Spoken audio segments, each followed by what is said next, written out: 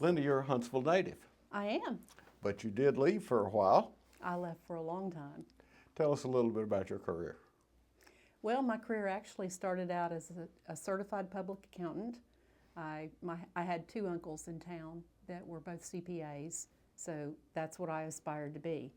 But at some point I decided that I wanted to get a law degree and I needed to move away and I still needed to work. So I left public accounting and just happened to become the financial officer for the American Red Cross, and that put me into nonprofit work. Nonprofit work is so different because you feel at the end of the day that you have a mission. You've really accomplished not only your job, but you've accomplished something for others. And that led me into other kinds of nonprofit work dealing with family and children, and then eventually into the educational side of museums. Tell us about your work in the first museum you were with. The first museum I was with was the McWane Center, which is still near and dear to my heart. I was the CFO there, and it's really where I got my feet wet with museums. And it was fun because we were a team.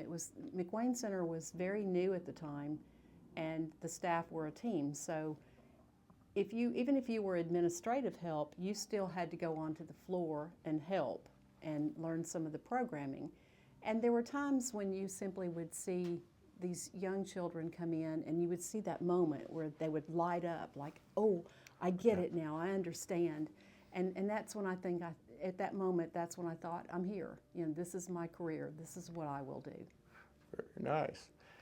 And that turned into? And eventually, that turned into another job in Charlotte, and then that job moved me on to Las Vegas, Nevada, where I launched the new Discovery Children's Museum in Las Vegas.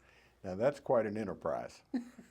That was a big undertaking. We took a small museum, we made it 3 stories, 60,000 square foot.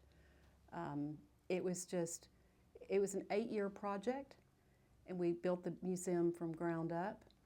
But it was loads of fun because I still had an old museum to play with, so we would come up with a new idea. I could try it and test it there. I could see how the community felt about it, what donors thought about it, and see how the school reacted with these programs. And then we just made it all bigger and better. We just grew it, and it's a project. It's my legacy project, and it's a project I'm very, very proud of. When we first talked, you mentioned some of the people you got to rub elbows with during that build.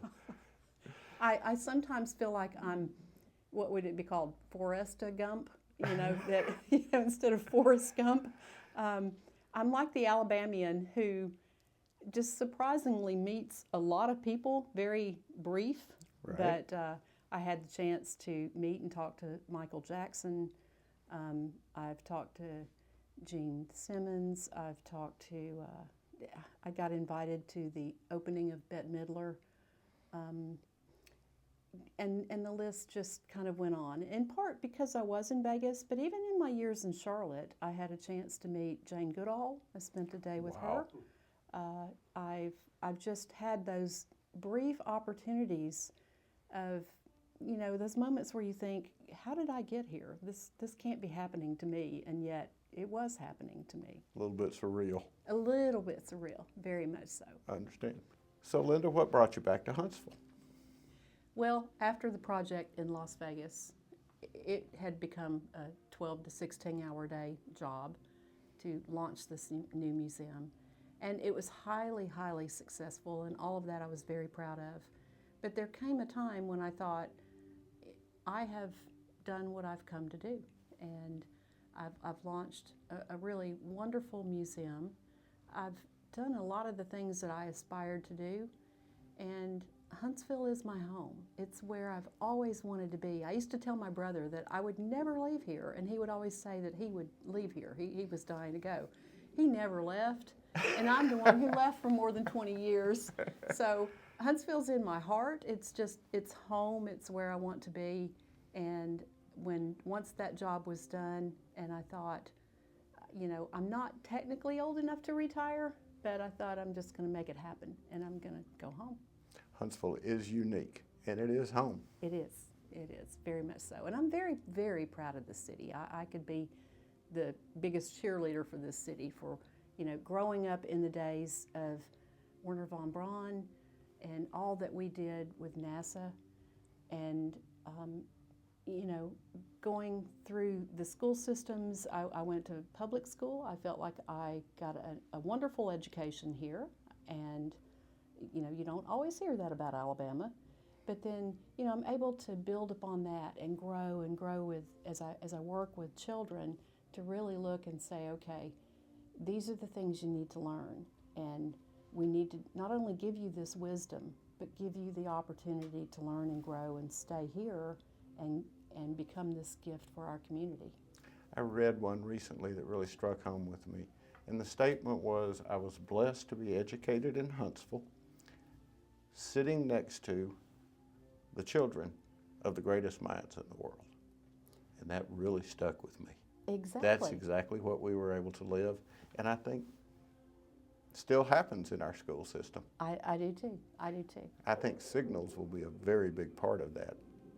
Signals is just going to be a wonderful, wonderful asset for our community because we're going to take who we are, which is primarily engineers. Correct. And we're going to take the sciences, we're going to take math, and we're going to have an opportunity using history and archives, these wonderful archives of radios and televisions, computers. There's so much to this museum. We'll tell the story about communication, but we'll do it not only with the history, but then we can layer in the sciences and the math. And that's who we are. Huntsville is really science and math and ingenuity, and where do we go from here? And so this is a museum that's telling the story of this is where we started, but look at all of the technology and the ingenuity and the thought process that went into this and crafted these new ideas and new experiences to the point that we really have gone from handwritten to handheld communication in a very short time. It took a couple hundred years, but now that we're here, where do we go next? And that's what Huntsville is, looking to the sky, what's next? Where are we going? And Signals will just be a wonderful addition to that.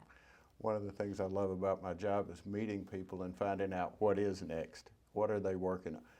For those around here who can tell you what they do for a living, right? It's a classified town.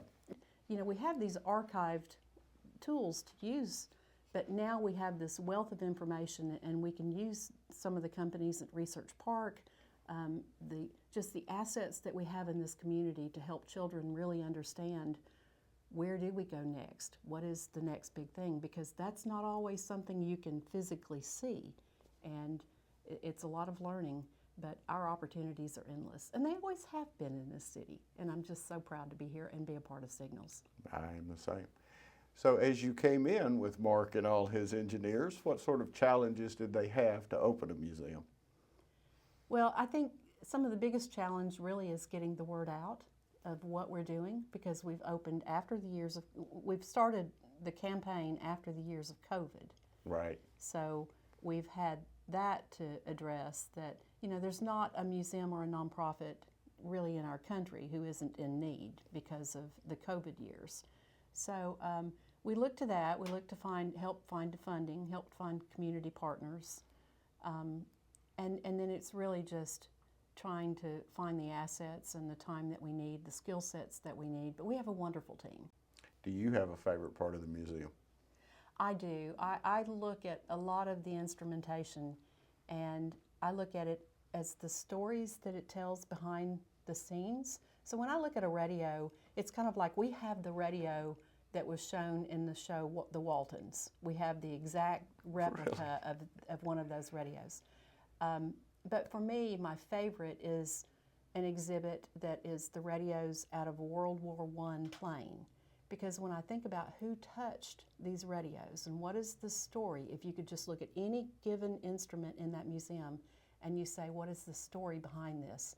That one's one that we know who was basically touching it. We may not know their names, but we know what they were doing. We know how they were trying to help our country and the risk risks that they were taking. And when I look at those radios, then that's by far my favorite.